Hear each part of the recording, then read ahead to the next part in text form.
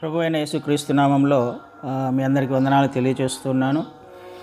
దేవాది దేవుడు మరొక వారం ఈసివైలో వాక్య పరిచర్య చేయడానికి నాకు ఇచ్చిన అవకాశంను బట్టి ఆయనను ఎంతగానో స్తుతిస్తూ మీ అందరికీ మరొకసారి ఉదయకాల శుభములు తెలియజేస్తున్నాను. మనము గత వారము దేవుడు ఏర్పాటు చేసిన కుటుంబం గురించి నేర్చుకుంటూ వస్తున్నాం కదండి.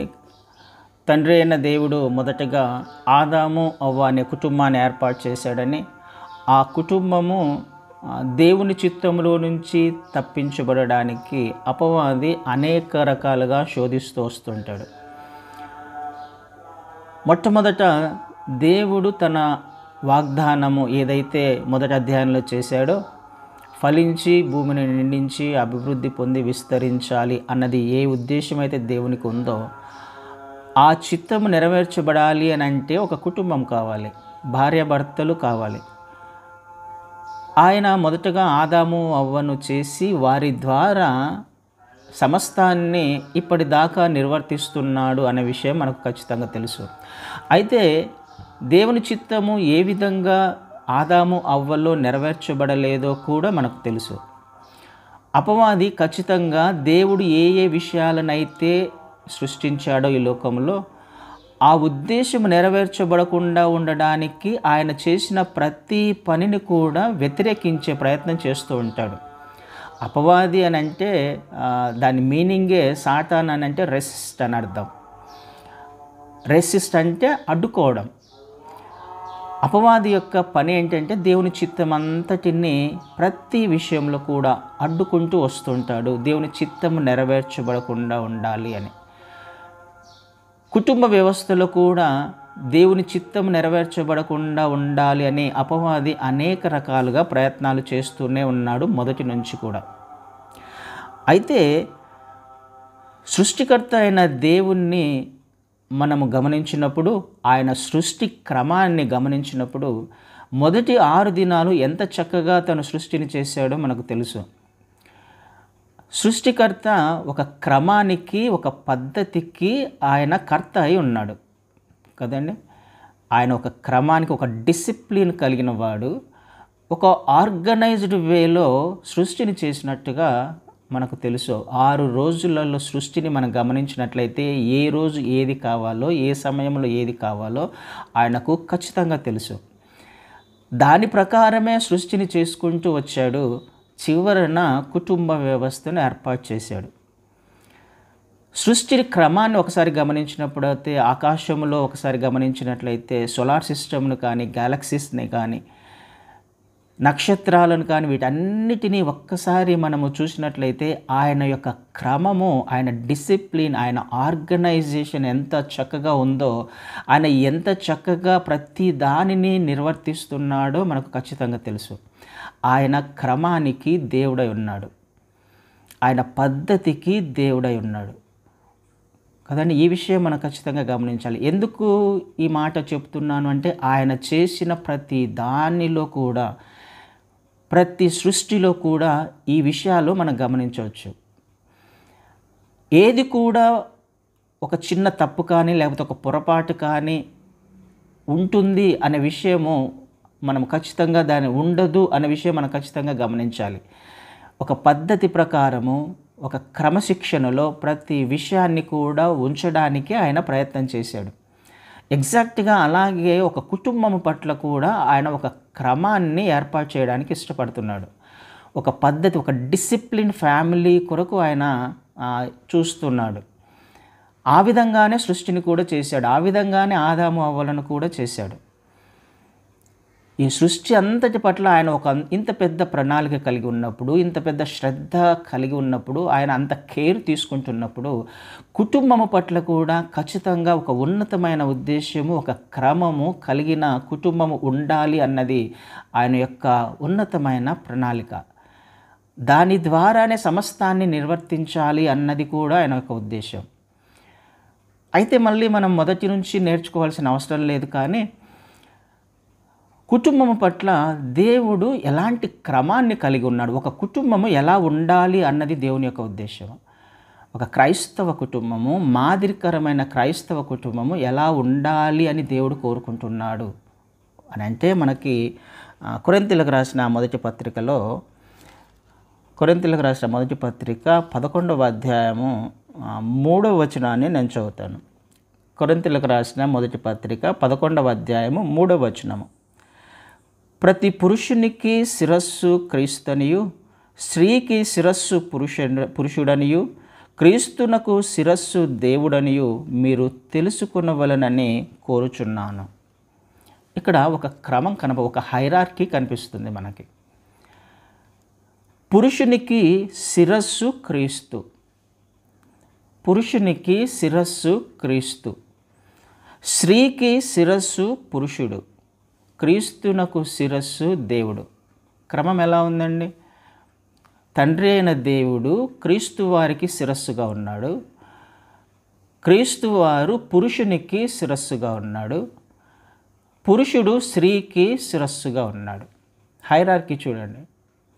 తండ్రి, కుమారుడు, ప్రభువైన క్రీస్తు వారు, తర్వాత పురుషుడు, తర్వాత స్త్రీ. ఎఫెసీయులకు రాసిన పత్రిక 6వ అధ్యాయంలో మొదటి వచనాన్ని చూస్తే, ఎఫెసీయులకు రాసిన పత్రిక 6వ అధ్యాయం మొదటి వచనంలో, పిల్లలారా ప్రభువునందు మీ తల్లిదండ్రులకు విధేయులయుండుడి, ఇది ధర్మమే. ఇక్కడ ఎవరు? పిల్లలు కనిపిస్తున్నారు. ఈ పిల్లలు ఎవరికి విధేయత చూపించాలి? తల్లిదండ్రులకి. అని అంటే స్త్రీ తర్వాత వచ్చిన వాళ్ళు పిల్లలు. అంటే పైనుంచి ఒకసారి చూస్తే తండ్రి, క్రీస్తువారు, పురుషుడు, స్త్రీ, పిల్లలు. ఇది క్రమము. దేవుడు ఏర్పాటు చేసిన కుటుంబంలో ఉన్న ఒక క్రమము, ఒక పద్ధతి, హైరార్కీ. ఆయన ఇష్టపడుతున్నాడు. ఏమి ఇష్టపడుతున్నాడు? పిల్లలు తల్లిదండ్రులకు విధేయత చూపించాలి, స్త్రీ భర్తకు విధేయత చూపించాలి, లేకపోతే పురుషునికి విధేయత చూపించాలి, పురుషుడు క్రీస్తు వారికి విధేయత చూపించాలి, క్రీస్తు వారు తండ్రికి విధేయత చూపించాలి కదండి. శిరస్సుగా ఉన్నారు వీళ్ళందరూ, ఒక్కొక్కరికి శిరస్సుగా ఉన్నట్టుగా మనకు అర్థమవుతుంది. ఇది కుటుంబ వ్యవస్థ. కిందికి వచ్చేది మనం పక్కన యాక్చువల్గా ఈ లోకంలో భార్య భర్తను పక్కన పెట్టి వారి నుంచి వచ్చే పిల్లలను, లేకపోతే తల్లిదండ్రులను పక్కన పెట్టి వాళ్ళ నుంచి వచ్చే జనరేషన్ని మనము చూస్తూ ఉంటాం, రాసుకుంటూ ఉంటాం. కానీ బైబిల్ అలా చెప్పట్లే. ఒకరి తర్వాత ఒకరు కింద కదండి. తండ్రి తర్వాత క్రీస్తువారు, క్రీస్తువారి తర్వాత పురుషుడు తర్వాత స్త్రీ, తర్వాత పిల్లలు. అంటే వీళ్ళు ఒకరికొకరు శిరస్సుగా ఉన్నారు అనే విషయము మనకు ఖచ్చితంగా అర్థం చేసుకోవాలి. ఇక్కడ శిరస్సు అనే మాట రాయబడింది అంటే ఒక శరీరం గురించి రాయబడింది కదా, ఒక దేహము గురించి, ఒక శరీరం, ఒక పరిపూర్ణమైన ఒక మనిషి గురించి, వ్యక్తిత్వం కలిగిన ఒక మనిషి గురించి ఒక పోలిక కదండి, ఆ విధంగా రాయబడింది. అంటే శిరస్సు, దేహము వేరువేరుగా ఎట్టి పరిస్థితులలో ఉండలేవు అనే విషయం మనకు అర్థం అవ్వాలి. శిరస్సు వేరు, శరీరము వేరు. ఉండగలవాలా? శిరస్సు వేరుగా శరీరము వేరుగా ఉండగలదా? ఖచ్చితంగా ఉండలేదు.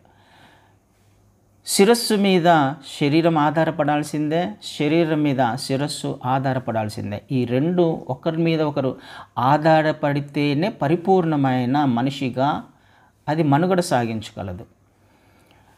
ఒకరి మీద ఒకరు ఆధారపడకపోతే శరీరంలోని ఏదైనా ఒక భాగమును నాకు అక్కర్లేదు అనే శిరస్సును అనగలదా? ఖచ్చితంగా అనలేదు. శరీరంలోని ఏ అవయవమైనా పని చేయాలి, క్రమముగా సక్రమంగా ఆరోగ్యంగా పని చేయాలి అని అంటే శిరస్సు మీద ఖచ్చితంగా ఆధారపడాలి. శిరస్సు నుంచి వచ్చే ఆజ్ఞలను పాటించాలి. శిరస్సు నుంచి మాత్రమే ఆజ్ఞలు వస్తాయి కదండి, ఆలోచనలు వస్తాయి. ఇన్స్ట్రక్షన్స్ దేహానికి ఎక్కడి నుంచి వస్తాయి? మనకి తలలో నుంచేగా. వాటి నుంచి వచ్చిన ఆజ్ఞలను శరీరంలోని అవయవాలు చేస్తున్నప్పుడే ఆరోగ్యకరమైన శరీరంగా ఉంటుంది అది. నేను చెయ్యను, నువ్వు చెప్పిన మాట నేను వినను అని ఏ దేహంలోని ఏ అవయవము కూడా అట్లా మాట్లాడడానికి వీల్లేదు.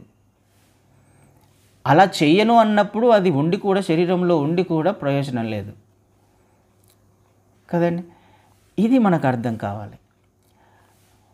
ప్రతి అవయవము కూడా శిరస్సు నుంచి వచ్చే ఆజ్ఞల మీద ఆధారపడాలి. ఇవన్నీ కూడా యునైట్ చేయబడ్డాయి ఒక దేహంలో. ఇవన్నీ కూడా అతుకబడ్డాయి. ఇవన్నీ కూడా ఐక్యము చేయబడ్డాయి దేహంలో. ఇవన్నీ ఏవి కూడా ఒకదానికి ఒకటి వేరుగా లేవు, అన్నీ కలిపి ఒక్కటే అనేది దేవుని యొక్క ఉద్దేశం. కుటుంబము ఎలా ఉండాలి అనేది అంటే ఒక్కటిగా ఉండాలి, వేరుపరచబడేది కాదు, సపరేట్ చేయబడిన జీవితాలు కాదు, వేరువేరుగా జీవించే జీవితాలు కాదు. క్రీస్తువారి ఆజ్ఞను ఖచ్చితంగా పురుషుడు వినాలి. పురుషుడు తన కుటుంబం మీద ఖచ్చితంగా అధికారం కలిగి ఉంటాడు, తన కుటుంబం పట్ల బాధ్యత కలిగి ఉంటాడు, పిల్లల పట్ల బాధ్యత కలిగి ఉంటాడు. స్త్రీ భర్తకు విధేయత చూపించాలి. ఇవన్నీ మనకు తెలిసిన విషయాలే, వచనాలే.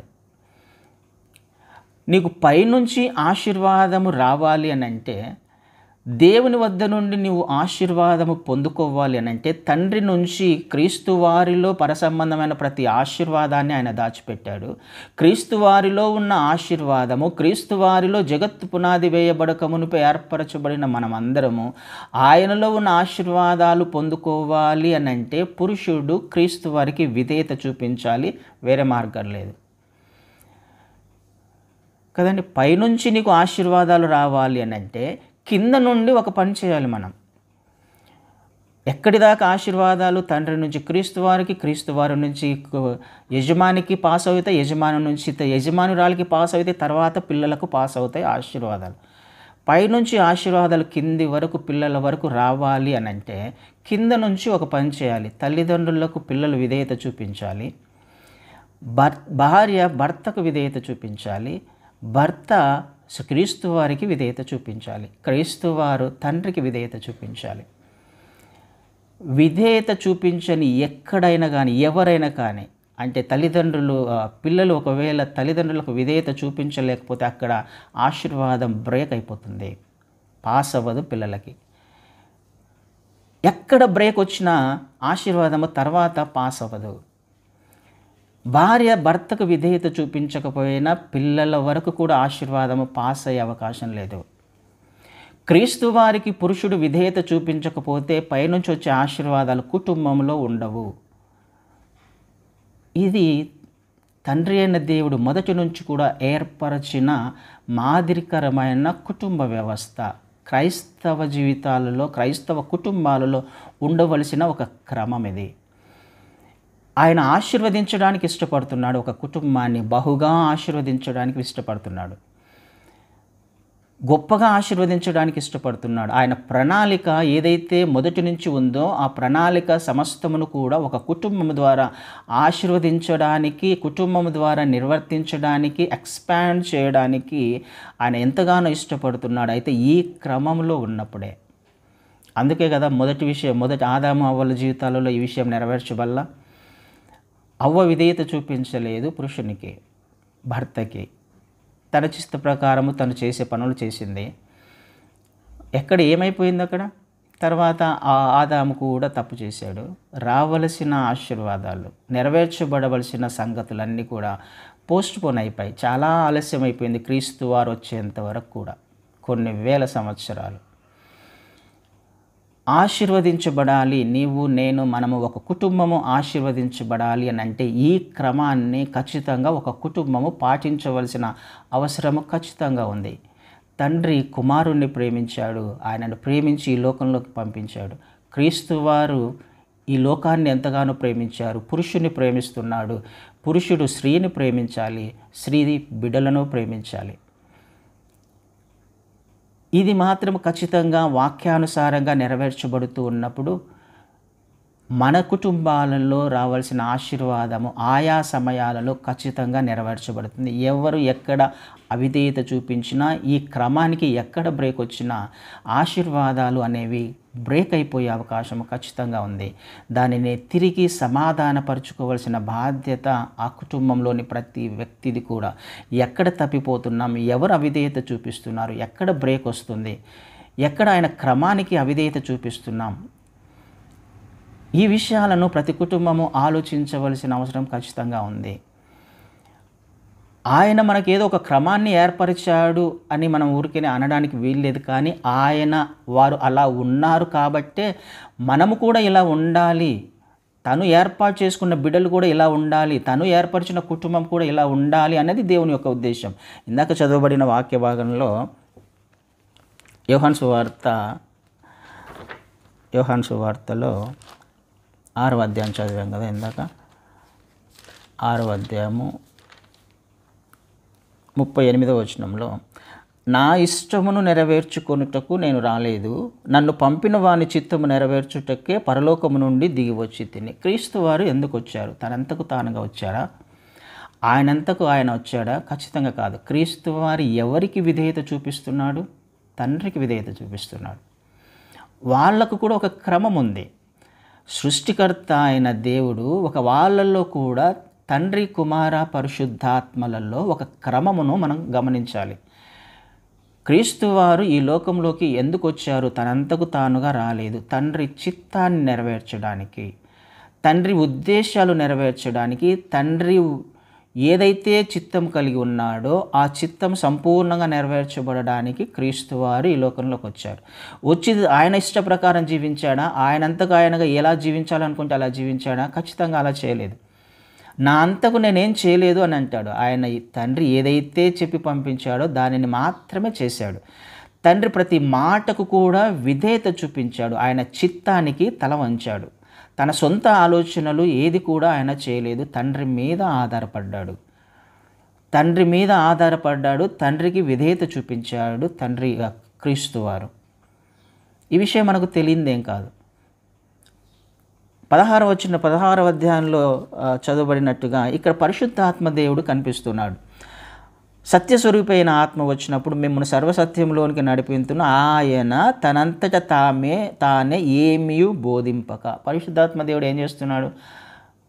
ఆయన దేవుడే, ముగ్గురు దేవుళ్ళే, త్రియేక దేవుళ్ళు.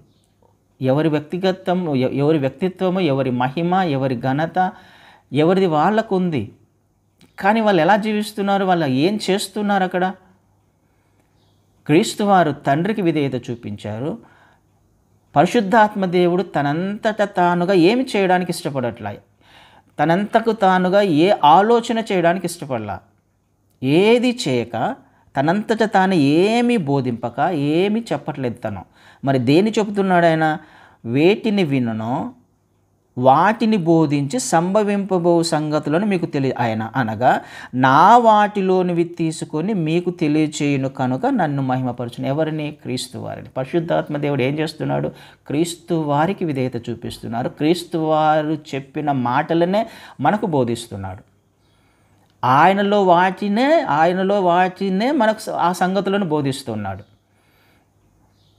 ఒక్క మాట కూడా ఆయన సొంతంగా లేకపోతే తనంతకు తానుగా ఏదో చేయాలి, నేను వీళ్ళను నడిపించగలను అనే ఆలోచన ఎట్టి పరిస్థితుల్లో పరిశుద్ధాత్మ దేవునికి లేదు. క్రీస్తు వారికి తండ్రిని ఈ లోకంలోకి పంపించాడు కదా, ఆయన చిత్తాన్ని ఎందుకు నా చిత్తాన్ని నెరవేర్చుకుంటాను అన్నట్టుగా ఆయన ఎక్కడ ప్రవర్తించాలా? ఒకరినొకరు విధేయత చూపించుకుంటూ ఒకరి మీద ఒకరు ఆధారపడ్డారు. తండ్రి అయిన దేవుడు, కుమారుడు, పరిశుద్ధాత్మ దేవుడు. వీరిలోనే ఒక క్రమం ఉంది, ఒక డిసిప్లిన్ ఉంది, ఒక పద్ధతి ఉంది. వాళ్ళు దేవుళ్ళు అయినప్పటికీ సొంతంగా ఎవరు కూడా ఆలోచన చేయట్లా. తండ్రికి విధేయత చూపించారు. వాళ్ళకు దేవుని చిత్తాన్ని నెరవేర్చడానికే వచ్చారు. వారిలోనే వారు స్వతహాగా ఏమైనా చేయగలరు. అందుకని క్రీస్తు వారు కూడా సమస్తమును ఆయన ద్వారా సృష్టించబడ్డాయి అనే విషయం కూడా మనం చూస్తాం. అయితే ఎవరి ఆధీనంలో ఉన్నాడు ఆయన? తండ్రి ఆధీనంలో. తండ్రికి విధేయత చూపించాడు. వారు ఒకరినొకరు విధేయత చూపించుకున్నారు.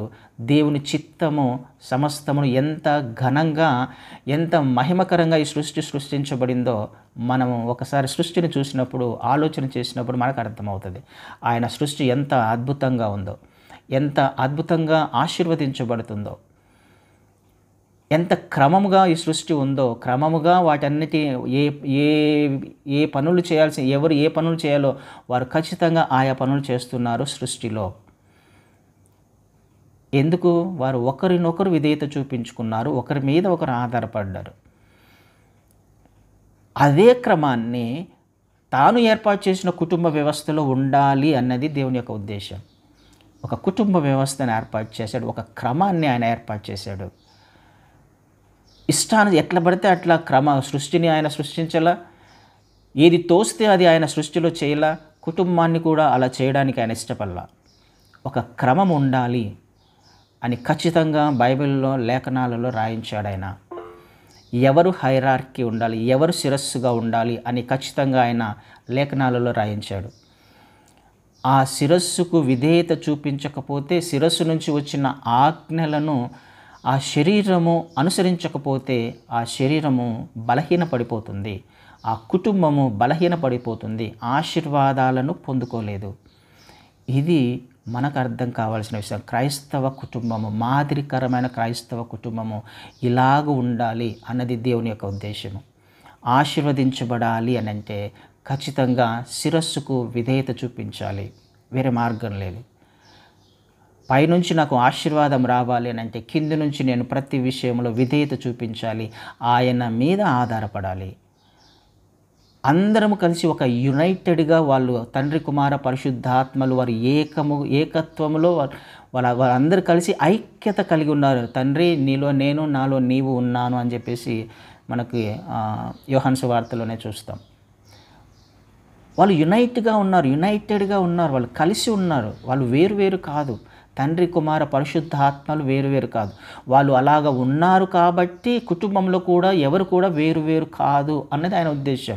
కుటుంబముల్లో తండ్రి కుమారులు పరిశుద్ధాత్మలు నివాసం చేయాలని ఇష్టపడుతున్నారు, శిరస్సుగా కలిగి ఉండాలని ఇష్టపడుతున్నారు. లేకపోతే ఆశీర్వాదాలు ఎక్కడి నుంచి వస్తాయి? తండ్రి కుమార పరిశుద్ధాత్మలు లేకపోతే ఒక కుటుంబం ఏ విధంగా ఆశీర్వదించబడుతుంది? పరసంబంధమైన ఆశీర్వాదాలు ఏ విధంగా వస్తాయి?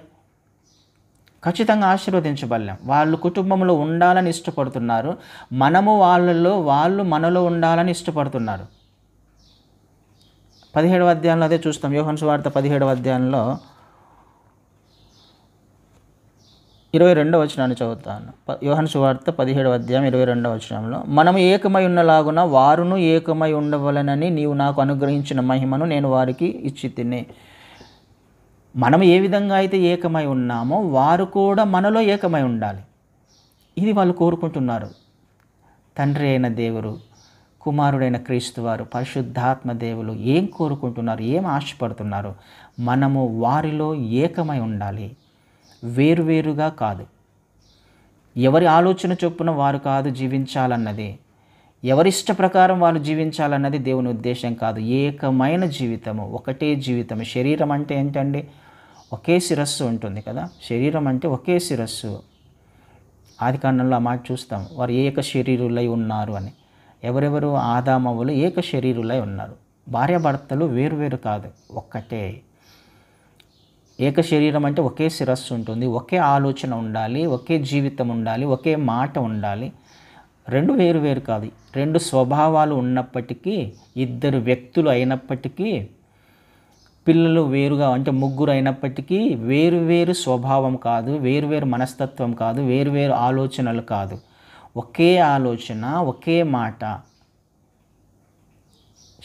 ఒక శరీరానికి ఏ విధంగా ఒక శిరస్సు ఉంటుందో, ఒకే మాట, ఒకే ఆలోచన ఉంటుందో, ఒకే తలంపులు ఎలా ఉంటాయో, కుటుంబము కలిసి ఒకే ఆలోచన కలిగి ఉండాలి, కుటుంబం కలిసి ఒకే మాట మీద ఉండాలి, కుటుంబం కలిసి ఒకే మార్గంలో నడవాలి, అందరిది ఒకే మాట అయి ఉండాలి.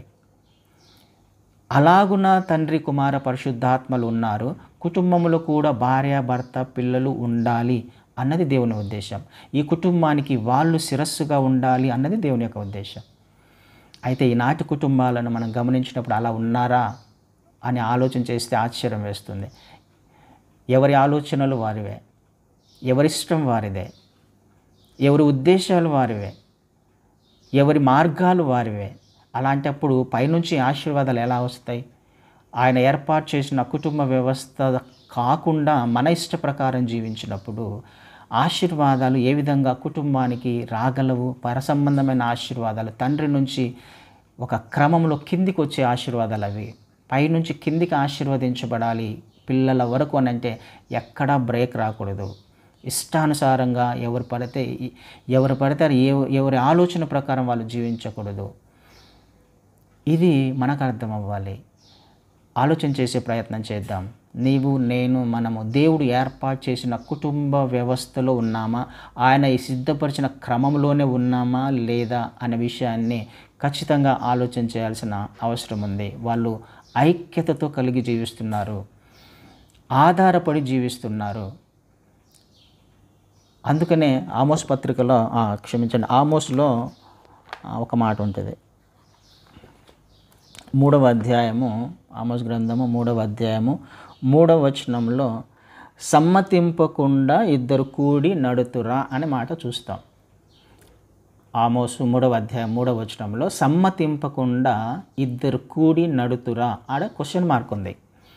ఇద్దరు కూడి నడుతురా, సమ్మతింపకుండా, ఒకరినొకరు అగ్రి కాకుండా ఇద్దరు నడుతురా అంటే ముందుకు వెళ్తారా? ముందుకు వెళ్ళడం అంటే ప్రోగ్రెస్. ఏ ఇద్దరు ముందుకు వెళ్ళాలి అన్నా వారి మధ్య ఒక అండర్స్టాండింగ్ ఉండాలి అని దాని యొక్క ఉద్దేశం. సమ్మతించకుండా కూడి నడుతురా అంటే నడవలేరు, సమ్మతించకపోతే వాళ్ళు నడవలేరు, ముందుకు వెళ్ళలేరు అని అర్థం. అంతే కదండి. ఇద్దరు ఒకరినొకరు అగ్రిమెంట్లోకి రాకుండా, ఇద్దరు ఒకరి అభిప్రాయాలను ఒకరు గౌరవించుకోకుండా, ఇద్దరు ఒకరినొకరు ప్రేమించుకోకుండా, క్షమించుకోకుండా, ఒక అండర్స్టాండింగ్కి రాకుండా వారి జీవితాలలో ఎట్టి పరిస్థితుల్లో ప్రోగ్రెస్ ఉండదు. ఒక కుటుంబంలో భార్యాభర్తల మధ్య, లేకపోతే భార్యాభర్త పిల్లల మధ్య ఉండాల్సినది ఏంటంటే అండర్స్టాండింగ్, సమ్మతించకుండా ఎవరి కుటుంబం కూడా ముందుకు ఆశీర్వదించబడదు, ముందుకు వెళ్ళలేదు, ప్రోగ్రెస్ ఉండదు. సమ్మతించాలి. నీ అభిప్రాయం నీది, నా అభిప్రాయం నాది, నీ ఇష్టం వచ్చినట్టు నువ్వు జీవించు, నా ఇష్టం వచ్చినట్టు నేను జీవిస్తానంటే ప్రోగ్రెస్ ఎలా ఉంటుంది? ముందుకు ఎలా వెళ్తుంది ఆ కుటుంబం? దేవుని ఆశీర్వాదాలు ఎలా వస్తాయి ఆ కుటుంబంలో? ఒక అండర్స్టాండింగ్ లేకుండా కుటుంబాన్ని ఇష్టానుసారంగా జీవించడానికి దేవుడు ఏర్పరచలేదు కుటుంబాన్ని.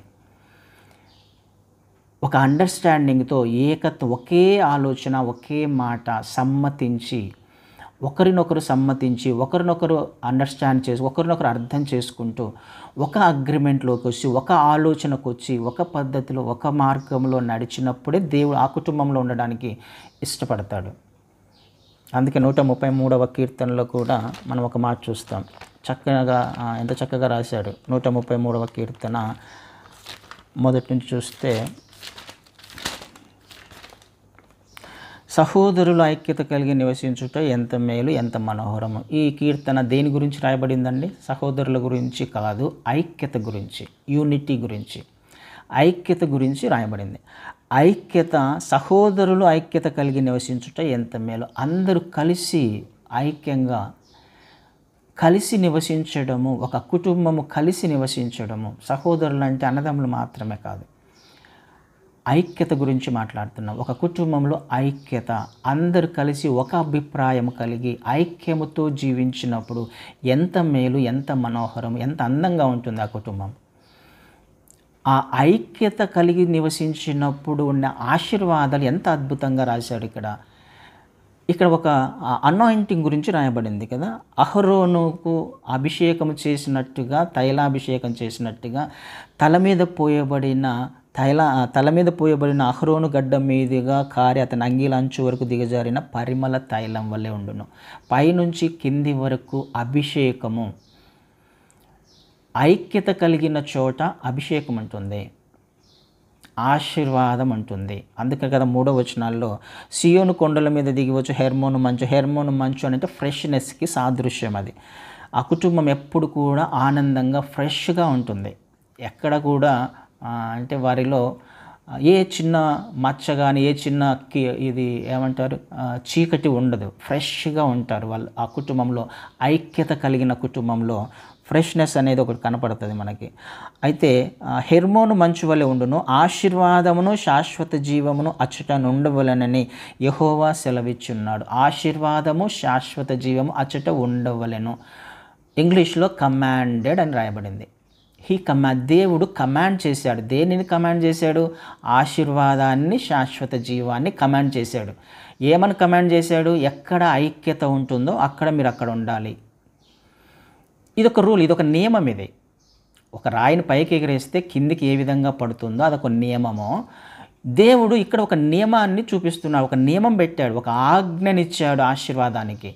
సపరేట్గా మళ్ళీ ప్రతి కుటుంబాన్ని ఆయన వచ్చి ఆశీర్వదించాల్సిన అవసరంలా. ఎక్కడైతే ఐక్యత ఉంటుందో అక్కడ ఆశీర్వాదం ఉంటుంది, శాశ్వత జీవం ఉంటుంది, ఎటర్నల్ లైఫ్, హ్యాపీ, సంతోష, పరిశుద్ధాత్మ యందలి ఆనందము. ఆ కుటుంబం ఎప్పుడు ఫ్రెష్గా ఉంటుంది, ఆ కుటుంబం ఎప్పుడు ఆనందంగా ఉంటుంది, సంతోషంగా ఉంటుంది. ఎందుకు? దేవుడు ఆజ్ఞాపించాడు ఆల్రెడీ. అదొక నియమము, క్రీస్తు నియమము, దేవుని నియమం అది. అది తప్పిపోవడానికి వీల్లేదు, సున్నా పొల్లు తప్పిపోవడానికి వీల్లేదు. ఐక్యత ఉన్న చోట ఆశీర్వాదం ఉంటుంది, ఐక్యత ఉన్న చోట ఎటర్నల్ లైఫ్ ఉంటుంది, నిత్య జీవం ఉంటుంది, ఆనందం ఉంటుంది. ఎందుకు? వాళ్ళు నివాసం చేస్తారు కాబట్టి కదా. ఐక్యత కలిగి ఉన్నాము అని అంటే ఒకరి మీద ఒకరు ఆధారపడి, ఒకరి మీద ఒకరు సమ్మతించి, విధేయత చూపించుకుంటూ జీవిస్తున్నారంటే తండ్రి, కుమార, పరిశుద్ధాత్మలను శిరస్సుగా కలిగి ఉన్నారని అర్థం. వాళ్ళు దేవుణ్ణి శిరస్సుగా కలిగి ఉన్నారు అని అర్థం. శిరస్సుగా వాళ్ళు కలిగి ఉంటే, ఇద్దరు ముగ్గురు ఎక్కడ ఉంటే వారి మధ్య నేను ఉంటానని సెలవిచ్చిన దేవుడు. వారి మధ్యలో ఆయన ఉన్నప్పుడు ఆశీర్వాదం ఉండదా? ఆ కుటుంబంలో ఆయన ఉన్నప్పుడు ఆశీర్వాదం ఉండదా? ఖచ్చితంగా ఉంటుందండి. కాబట్టి ఆలోచన చేసే ప్రయత్నం చేద్దాం. దేవుడు ఏం కోరుకుంటున్నాడు? కమాండ్ చేశాడు ఆశీర్వాదాలని. అయితే ఎవరు మిస్ చేసుకుంటున్నారు? వాళ్ళు ఆశీర్వాదాలని ఎవరు మిస్ చేసుకుంటున్నారు? కుటుంబంలో ఉన్న వాళ్ళే. ఏ విధంగా? ఒకరంటే ఒకరికి విధేయత లేదు, ఒకరి మీద ఒకరికి ప్రేమ లేదు, భార్యాభర్తల మధ్య, పిల్లలు తల్లిదండ్రుల మధ్య ఒక అండర్స్టాండింగ్ లేదు, ఒక అభిప్రాయం లేదు. ఎప్పుడు ఏదో ఒకటి చిన్న చిన్న గొడవలు అవుతుంటాయి, ఎప్పుడు అవిధేయత, ఎప్పుడు ఏదో ఒక మాట మాట్లాడుతూ ఉంటాం. దీనివలన ఎవరు ఆశీర్వాదాలను మిస్ చేసుకుంటూ, ఆయన ఆశీర్వదించాలని ఆశీర్వాదాన్ని ఆజ్ఞాపించాడు, నిత్య జీవాన్ని ఆజ్ఞాపించాడు, ఆ కుటుంబంలో ఆశీర్వాదం ఉండాలి అని చెప్పేసి ఆల్రెడీ ఆజ్ఞాపించి పెడితే మనము చేయవలసిన పనులు చేయకపోవడం వలన రావాల్సిన ఆశీర్వాదాలను మనమే మిస్ చేసుకుంటున్నాం. ఒకరినొకరు విధేయత చూపించుకోకపోవడం వలన, పిల్లలు తల్లిదండ్రులకు విధేయత చూపించకపోవడం వలన, భార్య భర్తకు విధేయత చూపించకపోవడం వలన, భర్త భార్యను ప్రేమించకపోవడం వలన, ఇవి జరగడం వలన ఆశీర్వాదాలు, శాశ్వత జీవం ఆటోమేటిక్గా మనమే మిస్ చేసుకుంటున్నాం. ఒక కుటుంబము వారంతకు వారుగా మిస్ చేసుకుంటున్నారు. కాబట్టి ఆలోచన చేసే ప్రయత్నం చేద్దాం. దేవుడు ఏం కోరుకుంటున్నాడో? ఒక కుటుంబము సమ్మతించి ముందుకు వెళ్ళాలి, ప్రోగ్రెస్ ఉండాలి, ఆశీర్వదించబడాలి. ఆశీర్వదించబడాలి అని అంటే శిరస్సుగా క్రీస్తు వారు ఉండాలి. ఆయన ప్రతి మాటకు విధేయత చూపించాలి. పురుషుడు ఆ ఇంటి యజమాని, భార్య యజమానికి విధేయత చూపించాలి, పిల్లలు తల్లిదండ్రులకు విధేయత చూపించాలి. ఇది క్రమము. ఆశీర్వదించబడిన క్రైస్తవ కుటుంబము, మాదిరికరమైన క్రైస్తవ కుటుంబం ఇలా ఉండాలి.